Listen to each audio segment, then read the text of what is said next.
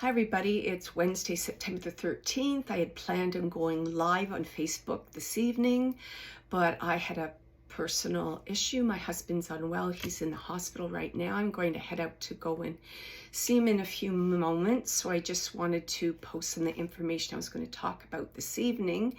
So as you may know that it's the new moon in Virgo on Thursday, September the 14th. It'll be at 9:39. I love that number, 9:39 EST Standard Time or 6:30 p.m. Pacific Time. I had a few kind of warm-up questions to think about. For example, where are you right now on your journey, and where is it that you want to go? Have you been thinking about that? Is your life in order? Are you a good planner, a manifester? Because this is the perfect time now to consider and reflect on all those things and put a plan in place during the Virgo new moon. And did you know that it takes as much energy to wish as it does to plan? So remember that planning is really important, getting those steps down, step by step by step, reflecting, right? Editing, changing. It's okay. You can do that. You're allowed to do that. It doesn't mean you failed. You're just going a little different direction than you thought you were going to go in the very beginning. And I think that's very natural. So the new lunar cycle, or the new moon, is all about the power of new beginnings. It's about rest. It's about reflection. It's about recuperation. At this time, the moon is kind of invisible. So it's kind of in that resting phase before it moves forward towards the half moon and eventually the full moon. The cycle continues. In Virgo, this is the perfect time to use the moon to make plans, the new moon energy to make plans and iron out details on how you want to move forward. Virgo is the sign of health, service, and analysis. It's kind of interesting because I had a really bad nightmare last night. I was seeing thunder and lightning, and I knew something was coming. And then I just got a call while I was in the dentist this morning that my husband went by ambulance to the hospital. So it's definitely a health issue connected to my husband right now. Virgo also is connected to the earth, the goddess of harvest. It's all about sorting out what's necessary and what's not. And it's remembering too that we are a source of inner wisdom for ourselves, that we have control and the clarity to create the structures and the balance that we need in our lives. So the new moon in Virgos is kind of like pushing us forward. Be more productive in our lives in areas that you need most. What areas is it? Is it your personal life? Possibly health, right? What are you eating? Are you exercising? Are you taking care of your instrument? Are you respecting your instrument? Is it your work life? Are you looking for a different type of job? Is your service expanding? And your home life. And it's interesting because I'm getting ready to move to a new home. So with Virgo, it's perfect. So I've been decluttering, organizing, making lists, getting ready to move to a new home, all those things. I've been all about organization the last couple of weeks. Uranus and Neptune and Mercury are also in retrograde during this time. So it can be a time of like miscommunications, secrets can be revealed. There could be health issues around food, what you're eating, but it's definitely the time for a new start. There's a number of ways you can take advantage of the energy of the new moon in Virgo by planting the seeds that you want to, right, take root, to sprout. So number one, you can set intentions and goals. What were some things that were successful in the past? Were there certain strategies you used that you can use now in your current situation planning? Set dates. I have calendars galore all around me. You'll laugh when you see how many calendars I have in my home.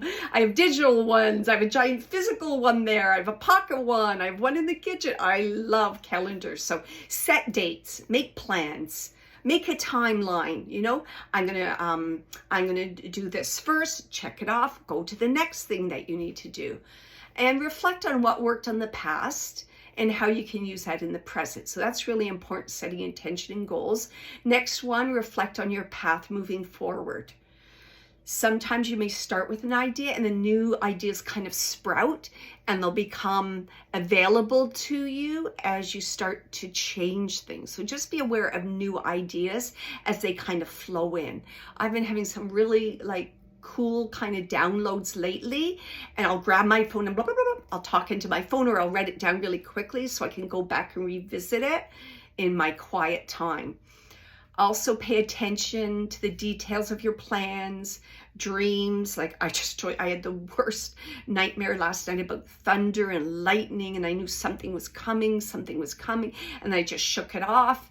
And then a few hours later in the dentist chair, phone rings, and it's my husband saying he's in an ambulance. So it's also about getting rid of old habits. What habits that do you continue that you should stop? I've got one that affected me today. Again, when going to the dentist, I've been trying to find some alternative to dairy. So I've been trying oat milk to make my morning smoothies. And I'm still having problems with my sinuses, even with oat milk. So I'm trying to kind of get rid of these habits of using dairy all the time and finding some other healthy food I can use that won't affect my sinuses. What patterns do you get wrapped up in? I've got a terrible pattern. I wake up early in the morning and I just love to roll over and sleep in a little longer. So I'm trying to get rid of that pattern. Behaviors, try and release self-doubt, self-criticism, perfectionism. It's okay. It's okay that things don't work out the way they're supposed to. Maybe it's, it's a blessing, right? If it was supposed to work out, it would. If it didn't, it doesn't mean it's a failure. It just means it's not the right time, and it's more likely going to come in a different way than you expected. And those are the very best surprises. I had no idea that the end of September I would be moving. No idea. And that was kind of a nice surprise that just kind of dropped in our laps. The perfect house. Also, think about new strategies that you can use, maybe things that you didn't do in the past. Maybe this is the time now. This would be a really good strategy for you to use. You don't have to stick to those old patterns and old strategies you've always used, because as you change and you evolve, I'm suggesting you need new strategies. Absolutely. You see the world in a different way. You view yourself in another way. So those old strategies just ain't going to work for you anymore. So it's all about, I can't even say that word, having priorities, organizing and analyzing things. Really get organized. Think about what you're doing. Be in the moment, right? Be conscious of what you're doing, your thoughts, and how you're moving forward. This time's also a potential for issues in relationships, especially if you're resisting change. Like, go with the flow. Change is okay. Don't resist it. And you might tend to be a little critical of others, so just be careful about being overly critical. Some things that you can do, meditate. I already did a new moon meditation this morning. There was one I really liked on YouTube. It was 10 minutes, which was awesome. Just enough time to be able to do that. It was just called New Moon Guided Meditation by Great Meditation. And I love Great Meditation. They always have really nice small packages, meditations that you can just fit in any time in your day. So you might want to try a meditation. Write down your intentions. Sit down. What are your intentions between now and the next full moon? What is it that you need to work on, tweak on? And this is a great time, especially with fall coming here and the change in the seasons, kids going back to school. It's almost the end of the year. What are those things that you really want to accomplish before 2024? All right. So write down those intentions, journal them, go back, see if the intentions came through after. Create that sacred space. You might want to put some crystals out. So smoky quartz is really good for psychological healing, growth or the elimination of bad habits. So smoky, I was going to get mine. Sorry, mine's upstairs. I didn't bring it down.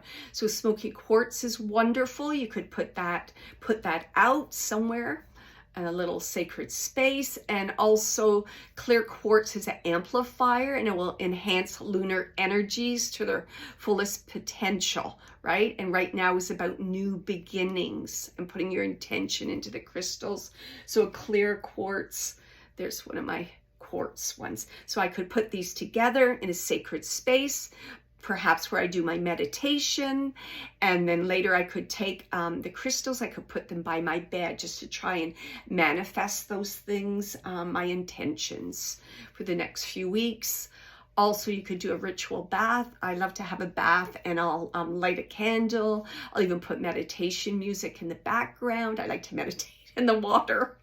You can also, visualize your intention. Maybe it's about more confidence. Maybe it's about more awareness of the spirit world. Maybe it's about compassion, whatever your intention is, and then just feel that. You can use different salts in your bath, essential oils, music, put the crystal, right? There you go. Rose quartz is beautiful for love, right? And then amplify its power with the clear crystal. Make your moon waters. Put some water in a glass. Put it on the windowsill. Put your intention on it. Then drink it the next day. Spend time in nature. Ground yourself. Also creating a vision board. This would be a really good time for new beginnings to have a vision board. And a lot of times, I'll just sit quietly and I'll just, connect with the moon and her beautiful energy, and everything she does in terms of expression of divine source, and what she brings to our earth and what she does for us. And so it's that kind of feminine energy within. I connect with that. So that would be lovely to do too.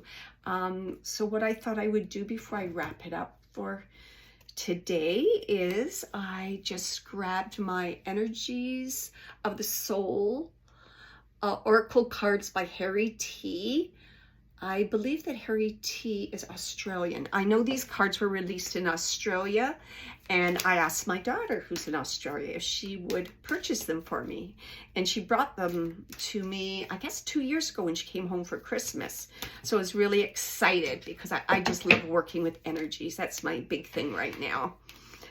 Discerning different kinds of energies and working with them.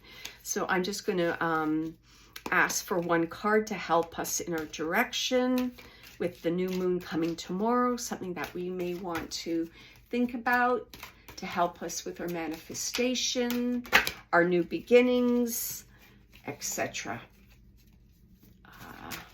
To help us on our journey. I'm just going to leave it more general, but I would probably be, if I was doing this for myself, I would be much more specific, probably something related to my my mediumship development. Okay, there we go. And the card I got was the solar plexus, which is your inner power. It's about your confidence, your worthiness. And the word I have here is radiance. And it says joy, light, and beauty. And I'm going to say for the new moon, this is your goal, right? To find that inner light, that inner essence of who you are, your authentic joy, light, and beauty, and just radiate that out into the world. So what's your plan? How are you going to do it? Okay, so that's my oracle card advice for the new moon in Virgo. So thank you, everyone, and I'll see you next week. And I'm off to do some healing and giving support to others today. So lots of love. Take care. Thank you.